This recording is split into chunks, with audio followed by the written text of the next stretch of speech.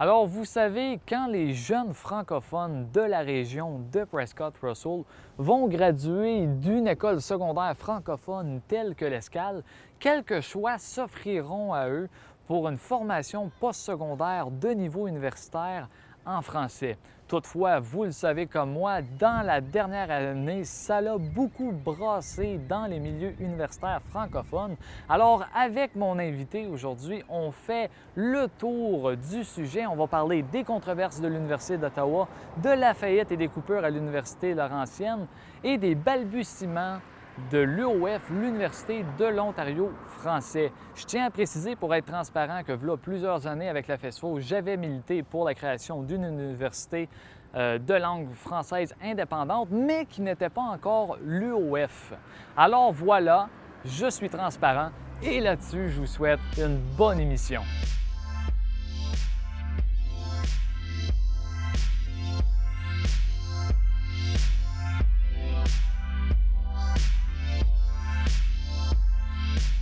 Et la partie faible de notre réseau, c'est le postsecondaire. Pourquoi je résiste à ça? Parce que c'était pas ça le rêve d'une université franco-ontarienne.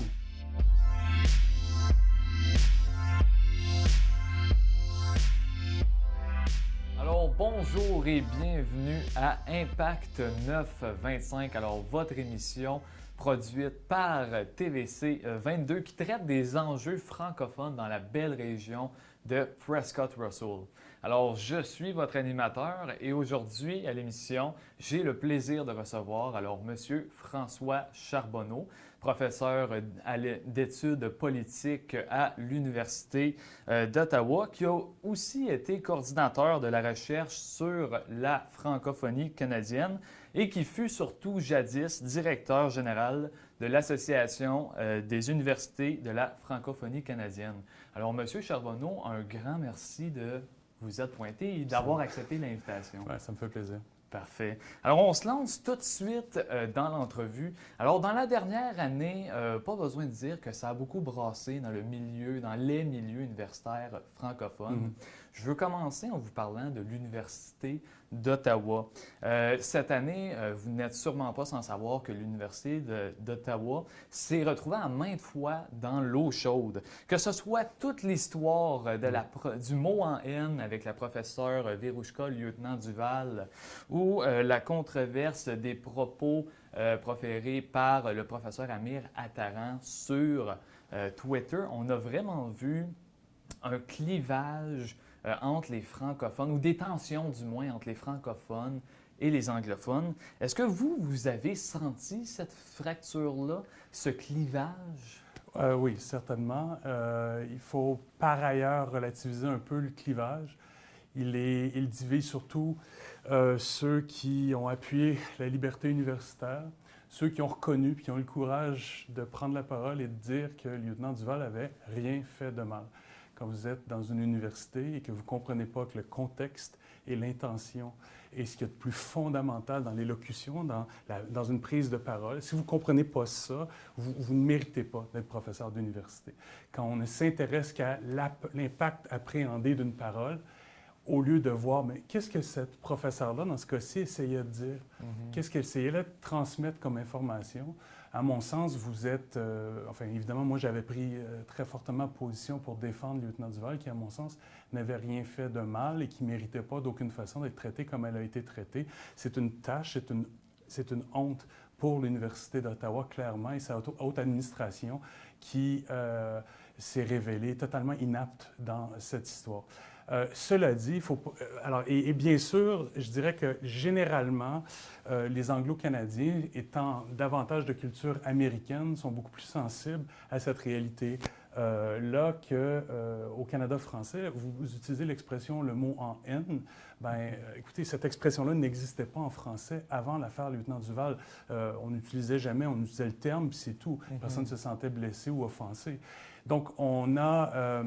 cela dit, je vais faire un bémol par ailleurs, parce qu'il y a quand même des anglophones sur le campus qui ont défendu la professeure Lieutenant Duval. Et il y a beaucoup de professeurs francophones parfaitement woke et endoctrinés. Donc, il ne faut pas non plus imaginer que c'est un clivage purement anglo-franco.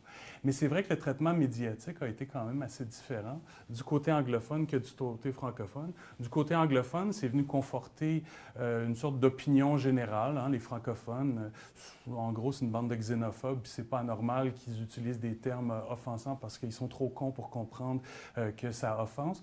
Puis du côté francophone, bien là, on a vraiment eu une espèce de réaction un peu de surprise parce qu'évidemment, l'utilisation du mot en question est fréquente dans une certaine littérature, par exemple, dont celle de Dany Laferrière. On pense évidemment à Pierre Vallière, mais on pourrait... Moi, j'enseigne la pensée politique. Je veux dire, c'est un terme qui est utilisé aussi dans l'histoire de la pensée politique, notamment par des anti-esclavagistes. Donc, qu'est-ce qu'on fait? On arrête de lire ces textes-là pour pas offenser qui au juste. Donc tout ça, c'était une sorte de tempête dans un verre d'eau qui a été complètement mal géré par l'université. Mais ça a fait ressortir une vieille tension qui existe parfois. Vous savez, c'est pas facile de tenir un campus bilingue parce que le campus n'est pas seulement un campus bilingue, c'est un campus biculturel qui fonctionne selon le principe de la dualité linguistique. Vous avez des cours qui se donnent entièrement en anglais et les mêmes cours qui se donnent entièrement en français. Donc, bon, vous le savez puisque vous avez étudié là, mais au profit de ceux qui ne le sauraient pas, quand on dit que c'est une université bilingue, il n'y a pas de cours bilingue. Vous faites votre parcours en français entièrement ou votre parcours en anglais. À la limite, vous pouvez butiner un peu, prendre un cours dans une autre langue, mais en gros, c'est le principe. Exactement. Donc, c'est vraiment deux cultures, une à côté de l'autre. Et il y a eu plusieurs moments de tension dans l'histoire. Ça en a été un, clairement. Parfait. Avec toutes ces controverses, pensez-vous que l'Université d'Ottawa est toujours accueillante pour les francophones, incluant les franco-ontariens ici de la région de l'Est ontarien? Oui, là, il faut faire attention quand même. L'Université d'Ottawa, et surtout après ce qui est arrivé à la Laurentienne, reste la seule institution digne de ce nom, au sens où elle a la possibilité d'offrir une pléiade complète de programmes en français. Donc, je veux faire attention de ne pas exagérer non plus. Quelqu'un qui s'inscrit à l'Université d'Ottawa demain matin va avoir une éducation de qualité du baccalauréat jusqu'au doctorat. Mais ce genre de tension inutile est assez désagréable et risque de faire fuir certains étudiants qui seraient venus autrement. Et là, ce que ça va avoir, évidemment, c'est un effet potentiel sur les nombres, réduisant d'autant le nombre de francophones. Et tout ce qui compte en francophonie minoritaire, c'est le poids proportionnel. Donc, si vous êtes moins nombreux, bien, vous êtes dans une situation potentielle d'anglicisation accélérée. Et donc, on craint beaucoup, nous, les professeurs francophones, que la mauvaise gestion, surtout après les efforts qui ont été faits pendant 15 ans de temps pour attirer des étudiants étrangers francophones, des étudiants québécois francophones, on craint que ça fasse fuir les étudiants. Ce serait dommage parce qu'il reste quand même une bonne, grande tradition et une éducation de qualité à cette université encore aujourd'hui. Parfait. Alors, ça conclut un peu le sujet de l'Université d'Ottawa. Maintenant, avec le temps limité qu'on a à l'émission, on va parler de l'Université Laurentienne, de toute l'actualité qu'on a suivie là.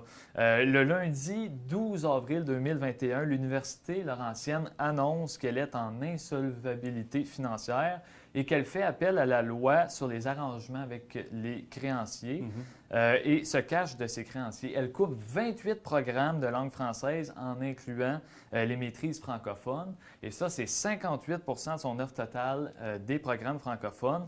Une trentaine de professeurs universitaires sont congédiés du jour au lendemain. Des facultés sont décimées. Vous, ça a été quoi votre réaction dans tout ce moment-là? J'ai été outré comme j'ai rarement été outré dans ma vie. C'est un scandale intégral. C'est une tâche non seulement... Alors là, il faut faire aussi attention parce que vous l'avez bien mentionné, vous avez bien expliqué, vous avez donné les chiffres, mais ça a peut-être été un peu rapide pour vos auditeurs. Là. Il y a aussi des professeurs anglophones et des programmes en anglais qui ont été coupés. Exactement. Donc, c'est d'abord un scandale pour le monde universitaire canadien. C'est-à-dire qu'une université, ce n'est pas un lieu qui ne fait que répondre aux besoins du marché, encore que ça peut être très utile et nécessaire. Je pense qu'il faut former des gens qui vont être capables de s'inclure ou s'intégrer sur le marché du travail par la suite. Mais avoir une université, c'est plus que ça. C'est un espace que la société se donne pour se payer, par exemple, des gens qui vont réfléchir à la littérature, à l'histoire et ainsi de suite. En d'autres termes, quand vous êtes à l'école francophone en Ontario, vous prenez des cours au secondaire, des cours sur l'histoire de l'Ontario, ça ne tombe pas du ciel, les cours d'histoire de l'Ontario. Il y a des gens qui y réfléchissent.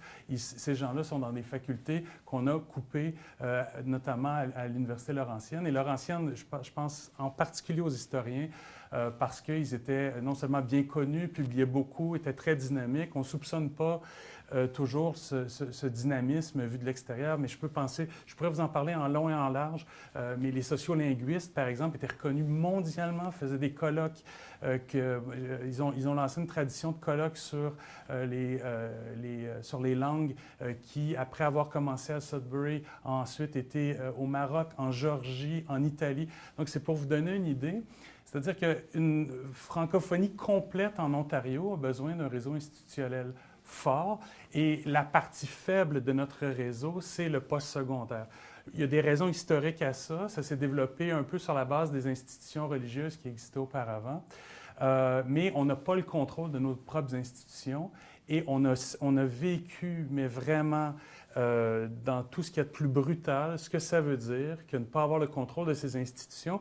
Et je fais attention quand je dis ça, c'est-à-dire parce que vous savez que le recteur de l'Université Laurentienne est un francophone lui-même, oui, mais il est au service d'une institution qui, elle, n'est pas là pour la communauté francophone de Sudbury. Et on a vu ce que ça a comme impact. Alors que quand être une institution ancrée dans votre milieu est au cœur de votre mission, bien évidemment, ce genre de choses-là ne peut pas se produire. On pourrait donner plein d'exemples. L'Université Moncton pour les Acadiens, on n'imagine pas une seule seconde qu'on aurait pris une décision aussi sauvage que celle qui a été prise par l'Université Laurentienne. Donc, c'est absolument un scandale pour le milieu universitaire qu'une université canadienne se place sous la protection de la loi avec les créanciers comme comme Coca-Cola ou Pepsi, là, ça n'a aucun sens. Et en un mot, pour la francophonie, parce que les francophones ont été plus impactés que les anglophones dans cette institution. Parfait. Puis là, de la faillite de Laurentienne, il y a eu une cessation de la fédération avec l'Université Huntington, Thornloe, Sudbury. Il en découle donc une volonté de l'Université de Sudbury de devenir une université 100% francophone et d'incarner le principe de pair et pour. Rapidement, est-ce que vous croyez en la viabilité de ce projet-là? Je crois en la viabilité d'une institution francophone axée sur les besoins de la communauté francophone de Sudbury, le moyen que ça va prendre, et plus largement du Grand Nord, là, en pensant aussi à nos amis de l'Université de Hearst, par exemple, qui ont 3 campus dans le nord de l'Ontario. Mais il faut comprendre une chose, c'est que là, c'est un défi énorme pour l'Université de Sudbury, qui vient de nommer un recteur, là, Serge Miville, qui faisait partie du groupe des gens qui ont perdu, des historiens, justement, qui ont perdu leur emploi. Donc, difficile à prévoir parce que vous savez que les programmes doivent être acceptés par la province et donc et les financements viennent aussi de la province. Et étant donné le scandale qui est celui de l'Université de l'Ontario français, puis de la façon que ça a été fait, il est possible que, comme on dit, le chat échaudé craint l'eau froide, il est possible que le gouvernement ontarien hésite là, à mettre de l'argent dans ce projet de l'Université de Sudbury. Donc, c'est peut-être un peu difficile pour vos auditeurs à comprendre, là, mais il y a vraiment une distinction entre l'Université de Sudbury et l'Université Laurentienne, qui est ensuite, comme vous l'avez bien expliqué, dans une même entité. Mais il ne faut pas oublier que ce n'est pas l'Université de Sudbury qui a décidé de partir par elle-même. Ils ont été expulsés de la fédération par l'Université Laurentienne et là, essayent de sauver les meubles. Ça a aussi des conséquences pour les études autochtones, notamment, qui étaient données à l'Université de Sudbury. Donc, et le silence du gouvernement provincial sur cette question-là est absolument, l'expression consacrée, c'est assourdissante. C'est hallucinant de voir à quel point on se désintéresse du sort de cette institution qui a été si centrale pour l'entièreté du Nord, incluant le Nord francophone. Parfait. Alors, on prend une petite pause. Au retour, on va parler ensemble de l'UOF, de l'Université de l'Ontario français. Ça promet pour nos téléspectateurs d'être hyper intéressant. Alors, revenez-nous après la pause.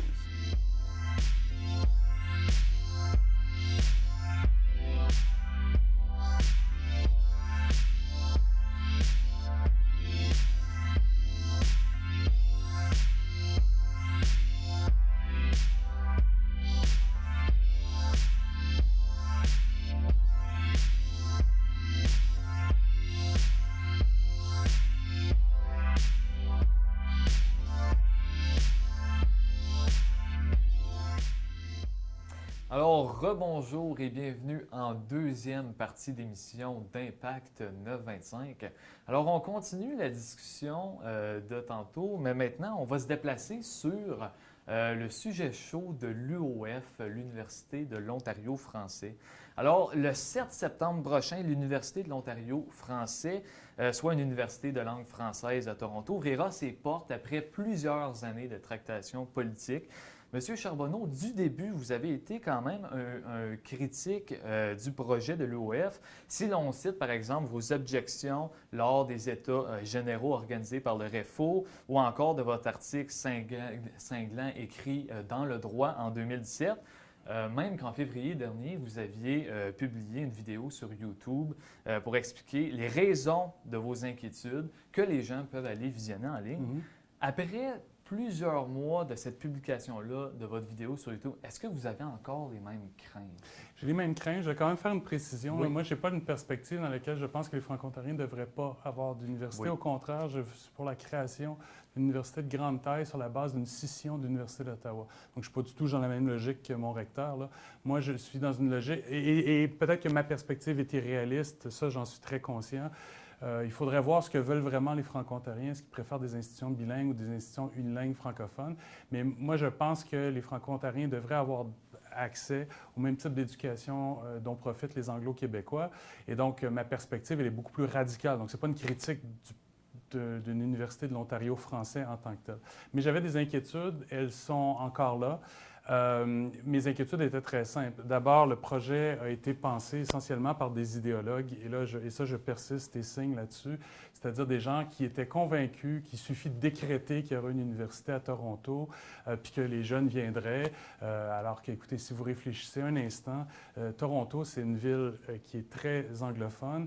Il n'y a pas un quartier de la ville où il y a 1% de la population qui est francophone. C'est complètement différent qu'une région comme Rockland, par exemple. Vous avez une vie française. Tout à l'heure, j'étais complètement surpris. Là, je suis allé à la commission des liqueurs, là, à LCBO. J'essaie de trouver le mot en français, mais là, je viens de trahir mon âge, ou en tout cas l'âge de mes parents. Puis, on m'a spontanément parlé en français, ce qui est plutôt rare à Ottawa, même entre francophones d'habitude. Donc, c'est pour dire.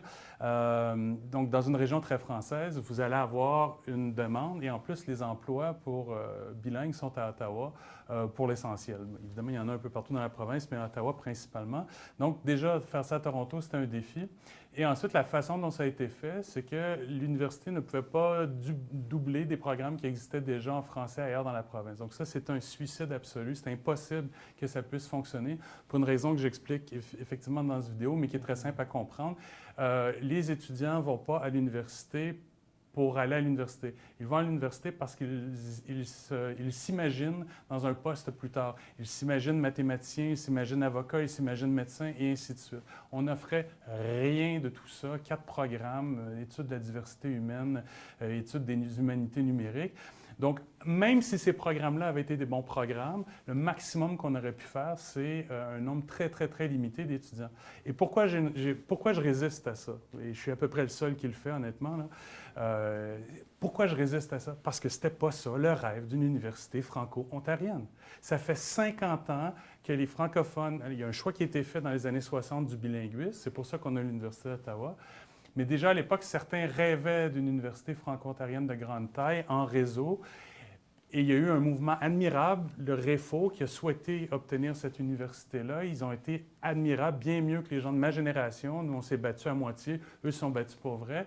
Mais au final, ce que l'Ontario aurait dû faire, c'est une véritable étude sur la faisabilité et réfléchir à l'endroit le plus propice pour ça. On n'a pas hésité dans les années 90. On a coupé le collège algonquin en 2. Ça a donné la cité, cité collégiale, qui est devenue la cité. C'est une grande réussite. Même chose avec le Collège boréal. On aurait pu faire exactement la même chose cette fois-ci. On n'a pas eu ce courage-là. On est allé mettre l'université à l'endroit où elle a le moins de chances de réussir avec pas de programme. Hein? Donc, comment voulez-vous que ça fonctionne? Et puis, c'est pour ça que... Et là, ça ne fonctionne pas. Puis les gens nous disent, bien, attendez. Mais attendez quoi? Alors, finalement, vous êtes assez sceptique là, de tout l'aspect transdisciplinaire des programmes, de la pédagogie inductive. Ça, vous Oui, moi, je trouve que même c'est gênant parce qu'une université, ça devrait défendre un principe qui est celui de la liberté universitaire. La liberté universitaire, c'est un peu abstrait, mais en gros, ça dit que vous faites les recherches que vous voulez et puis vous publiez comme vous voulez et puis surtout, vous enseignez comme vous voulez. Donc, vous n'êtes pas soumis à une pédagogie décrétée par votre université. C'est pour ça que j'ai des réserves là-dessus. Puis, ça trahit très bien, on sait bien qui sont ceux qui ont écrit ce rapport-là. C'était leur fantasme de pédagogue. Le problème, évidemment, c'est que ça ne répond pas aux besoins qui étaient identifiés par le REFO. C'est quoi le problème?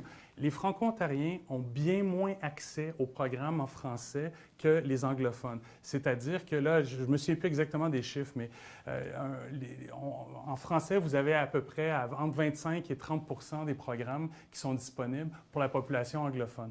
Bon, bien, l'idée d'une université franco-ontarienne, c'était de permettre de cibler les programmes qu'on pourrait donner en français, avoir un grand campus à un endroit, puis ensuite peut-être des campus un peu partout dans la province qui offriraient les programmes les plus importants pour la communauté francophone. C'était ça l'objectif. Là, aujourd'hui, on est en train de défendre le projet en disant « Oh, vous savez, ça va être une école de proximité, ça va être bon, il n'y a pas beaucoup d'étudiants, donc ça va être bon, le ratio prof-élève va être faible. » Écoutez, là, c'était pas ça le rêve. Puis là, il faut être sérieux aussi. Le fédéral a investi 126 millions de dollars là-dedans. On ne sait pas combien l'Ontario a investi exactement. C'est beaucoup d'argent. Et pendant que de vrais étudiants franco-ontariens sont à Sudbury, privés des cours auxquels ils devraient avoir droit si le financement avait été envoyé au bon endroit. Un mot pour terminer. Vous savez combien d'étudiants franco-ontariens, je pense qu'il faut le répéter et le répéter, combien d'étudiants franco-ontariens sortis des écoles de l'Ontario vont s'inscrire à l'Université de l'Ontario français? 2. Donc là, à un moment donné, si... Exactement. J'y venais, là, toute la problématique de la demande, parce qu'on a appris récemment, là, il a été révélé que moins de 5 des demandes d'admission en date du 14 juillet provenaient d'étudiants d'écoles secondaires de l'Ontario.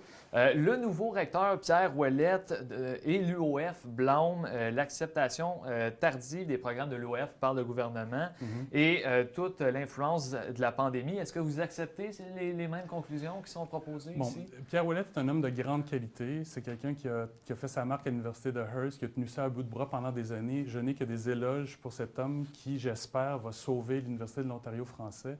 Mais il part avec les mains attachées dans le dos, les pieds attachés, puis il est à moitié dans l'eau jusqu'ici. Alors, il y a des chances très fortes qu'il se noie, même si je pense qu'il est la personne ou l'homme de la situation. Rien à redire contre le nouveau recteur. Je pense que c'est la seule bonne nouvelle qu'on a eue depuis 2 ans dans tout ce dossier-là. Bon, une fois que ça c'est dit, les éléments fondamentaux ne sont pas changés. C'est-à-dire qu'en ce moment, on essaye d'avoir le plus d'étudiants possible. Qu'est-ce qu'on fait? On ouvre... C'était ça le fantasme de l'Université franco-ontarienne, de donner des bourses d'études à des étudiants qui viennent d'un autre continent. C'est comme ça qu'on le justifie. Là. On prend des citations de Diane Adam, on dit « Oh, c'est ce qui était prévu pour Toronto ». Mais enfin, c'est la communauté franco-ontarienne dans son entièreté qui s'est mobilisée pour ce projet-là. Puis là, aujourd'hui, on est en train de nous dire « Non, non, ce qui était prévu, c'était essentiellement des nouveaux arrivants puis des gens de d'autres pays ».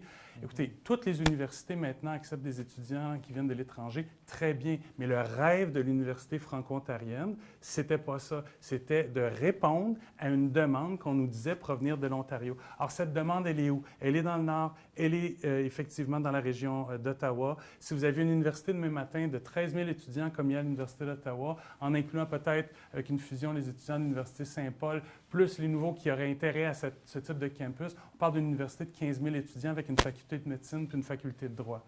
Là, ce qu'on a à Toronto, c'est une centaine d'étudiants qui viennent d'un peu partout dans le monde étudier des problèmes de diversité. J'arrive pas à comprendre pourquoi je suis le seul ou à peu près à crier que c'est un scandale intégral. Et on met des centaines de millions de dollars là-dedans. Bon, après, est-ce que je souhaite que ça fonctionne? Vous ne pouvez pas imaginer comment. J'espère tellement avoir tort. Mais comment? Et la voie du succès, c'est quoi? C'est comme si on avait une équipe de soccer pour représenter le Canada, puis on avait des enfants de 4 ans. Bien oui, je veux bien qu'on gagne, mais on ne gagnera pas. Ils sont contre des hommes qui courent vite. Il y a d'autres universités dans cette région-là avec d'excellents programmes. Les étudiants franco-ontariens sont très bilingues. Dans la région de Toronto, c'est dur de garder nos étudiants francophones parce qu'ils passent du secondaire, du primaire au secondaire, ils passent souvent à l'école anglaise. Puis là, on espère les retenir dans une université sans programme. C'est un défi immense. J'espère gagner, je ne vois juste pas comment. Donc, Parfait. Donc là, on entend vos arguments face à ce projet-là. Mais maintenant que le projet de l'OF est bien entamé, c'est quoi la voie à suivre pour cette jeune université-là? Vous, là, dans votre conception, ce serait quoi maintenant la chose à faire, là? Oui, bien là, il faut au plus vite qu'il y ait une sorte d'état généraux sur le post-secondaire. J'ai entendu dire que ça va probablement se faire cet hiver, donc ce sera une bonne nouvelle. Il faut une réflexion d'urgence, d'abord pour sauver les emplois des professeurs de Sudbury, parce que vous savez qu'il y a des gens de grande qualité qui vont quitter là, la province. Je ne veux pas en nommer parce que je ne voudrais pas en oublier, mais je pourrais vous faire la liste d'à peu près des 20 profs là, ou 30 profs. J'en connais plusieurs là-dedans, de grande qualité, qui vont quitter la région. C'est une vraie perte. Donc, il faut d'urgence leur payer un salaire pour qu'ils puissent rester là en attendant que l'Université de Sudbury se fasse. Ensuite, il faut penser à une formule qui va peut-être fusionner l'ensemble des institutions de petite taille. Ça pourrait être une formule gagnante.